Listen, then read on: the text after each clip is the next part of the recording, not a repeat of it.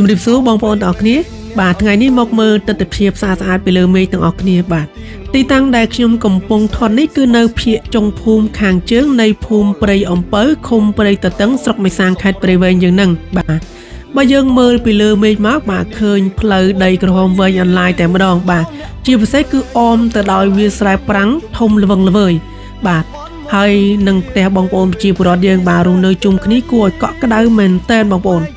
ទោះបីជារដូវនេះគឺជារដូវប្រាំងបាទថ្ងៃក្តៅបន្តិចមែនប៉ុន្តែខ្យល់អាកាសនៅស្រុកស្រែយើងនៅតែត្រជាក់ស្រួលបាទហើយធ្វើឲ្យយើងនឹកផ្ទះតែម្ដងបាទឃើញទិដ្ឋភាពសាមញ្ញប៉ុន្តែមានក្តីសុខបែបនេះទោះទៅដល់ទីណាក៏មិនភ្លេចដែរបងប្អូនស្រុកកំណើតយើងបាទអរគុណបងប្អូនសម្រាប់ការទស្សនាតោះឥឡូវនេះបងប្អូនស្ដាប់បទចម្រៀងពីរោះហើយមើលទិដ្ឋភាពពីលើមេឃបាទទាំងអស់គ្នាទៀតបាទអរគុណអោព្រៃវែងអ្នកអន់ពងលួងដួងចិត្តខ្ញុំទីមនោរម្យខ្ញុំសែនស្ម័គ្រស្មោះត្រឡប់វិញមកមើលផ្លែឲ្យមានសម្រស់លំបាកហួងថ្ងៃនេះមានគ្រប់អ្វីអោអ្នកព្រៃវែងគ្រប់កន្លែងយើងមកជុំគ្នា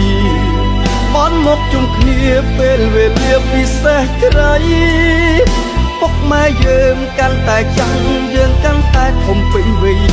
រដាំដៃបើកបេះដូងអបអ្នកមានគុណព្រៃវែងស្អាតស្អំស្លូតរំទុំតស៊ូជីវិត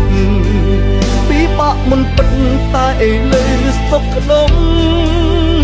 មានតែស្នាមញញឹមសង្ឃឹមខុសពីមុនសូមដឹងគុណដែលបានកើតជាអ្នកព្រៃវែងអន្តងចិត្ត